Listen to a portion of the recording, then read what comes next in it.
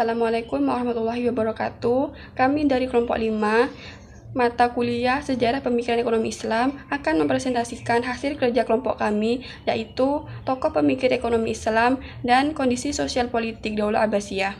Saya ucapkan terima kasih kepada Ibu dosen Ani Gita Yuwana MA selaku dosen pengampu mata kuliah Sejarah Pemikiran Ekonomi Islam dan teman-teman yang saya sayangi, yang telah meluangkan waktunya untuk melihat video presentasi dari kelompok kami. Saya, Dini Agustina, sebagai moderator dari kelompok 5. Baik, untuk mempersingkat waktu, langsung saja pada pembahasan.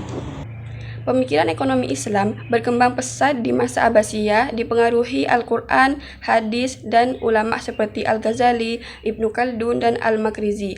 Mereka mengembangkan konsep distribusi kekayaan, perdagangan, zakat, dan keadilan sosial. Keberagaman dan tantangan politik Abbasiyah memicu pengembangan ekonomi berbasis syariah untuk stabilitas dan kesejahteraan.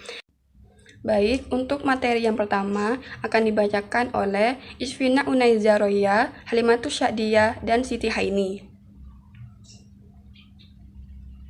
Baik, di sini saya akan menjelaskan tentang tokoh pemikiran ekonomi Islam.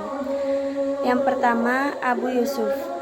Abu Yusuf salah satu ilmu Imam Abu Hanifah. Ia menulis buku berjudul Kitab Al-Kharaj yang membahas masalah perpajakan dan pendapatan negara dalam Islam. Buku ini menjadi salah satu referensi penting tentang kebijakan fiskal dalam pemerintah Islam. Yang kedua, Al-Ghazali. Al-Ghazali adalah seorang filsuf, teolog, dan ahli hukum Islam yang memiliki pengaruh besar dan pemikiran ekonomi dalam karya-karyanya seperti Ihya Ulum al-Din. Ia menekankan pentingnya keadilan, kerja keras, dan penghindaran dari riba atau bunga dalam aktivitas ekonomi. Terima kasih. Selanjutnya yang ketiga, Ibnu Khaldun. Ibnu Khaldun adalah seorang sejarawan dan pemikir sosial yang dikenal dengan Muqaddimah, sebuah karya monumental yang juga mengandung teori-teori ekonomi. Ia membahas tentang siklus ekonomi, spesialisasi, dan hubungan antara kekayaan dan pemerintahan yang stabil. Yang keempat, Al-Mawardi. Al-Mawardi adalah seorang ulama dan ahli hukum Islam yang juga menulis tentang ekonomi dalam karyanya Al-Ahkam Al-Sultaniyah. Ia membahas masalah administrasi negara, peran pemerintah dalam ekonomi, dan pentingnya pasar yang adil. Terima kasih. Tokoh pemikiran ekonomi Islam yang kelima, Al-Syatibi. Al-Syatibi adalah seorang ulama yang terkenal dengan pemikirannya tentang maqasid al-Zuhiyah atau tujuan-tujuan syariah. Ia berkontribusi dalam pemikiran ekonomi dengan menekankan pentingnya kesejahteraan masyarakat dalam distribusi kekayaan yang adil. Yang keenam, Muhammad Baqir Al-Sadr. Pemikiran modern ini yang berperan dalam pengembangan konsep ekonomi Islam. Dalam bukunya Iqtisaduna, Ekonomi Kita, Al-Sadr membahas perbedaan antara ekonomi kapasitas, sosialis, dan ekonomi Islam dengan fokus pada keadilan sosial, zakat, dan larangan riba. Materi yang selanjutnya akan dibacakan oleh Lutfia M. Arifin dan Muhwidan Eka Wardana. Kondisi sosial politik pada masa Daulah Abbasiyah. Yang pertama, stabilitas politik awal.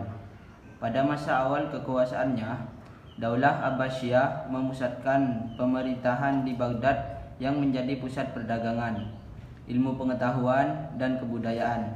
Stabilitas politik mendukung aktivitas ekonomi yang berkembang pesat. Pemerintahan dikelola oleh khalifah yang cenderung mendukung ilmu pengetahuan dan ekonomi, seperti Harun al-Rasyid dan Al-Ma'mun. Yang kedua, kemajuan ilmu pengetahuan. Lembaga seperti Baitul Hikmah atau Rumah Kebijaksanaan didirikan untuk menerjemahkan dan mengembangkan karya-karya Yunani, Persia, dan India. Hal ini turut memperkaya pemikiran ekonomi Islam.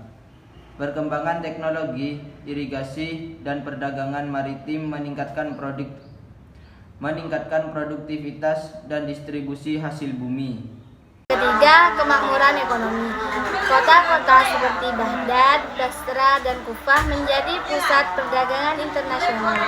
Pajak, kharaj, jizyah, dan zakat diatur dengan cermat untuk menjaga keadilan sosial dan kesejahteraan rakyat. Yang keempat, interaksi budaya. Interaksi dengan budaya non-muslim seperti Persia, Romawi, dan India mempengaruhi sistem ekonomi dan keuangan yang diadopsi serta disesuaikan dengan nilai-nilai Islam. Saya akan menjelaskan kesimpulan dari materi tersebut, yaitu ekonomi Islam berkembang pesat berkat perkembangan tokoh-tokoh besar seperti Abu Yusuf Al-Ghazali, Ibnu Khaldun, Al-Mawardi, Al-Sayyadibi, dan Muhammad Bakir Al-Sad, serta dukungan situasi politik, sosial, dan ilmu pengetahuan, terutama pada masa Daulah Abbasiyah. Pemikiran mereka menekankan keadilan sosial seperti kesejahteraan masyarakat dan relevan sehingga kini. Sekian video presentasi dari kelompok kami. Semoga dengan adanya video presentasi ini dapat menambah wawasan bagi teman-teman sekalian. Mohon maaf jika ada salah kata. Wassalamualaikum warahmatullahi wabarakatuh.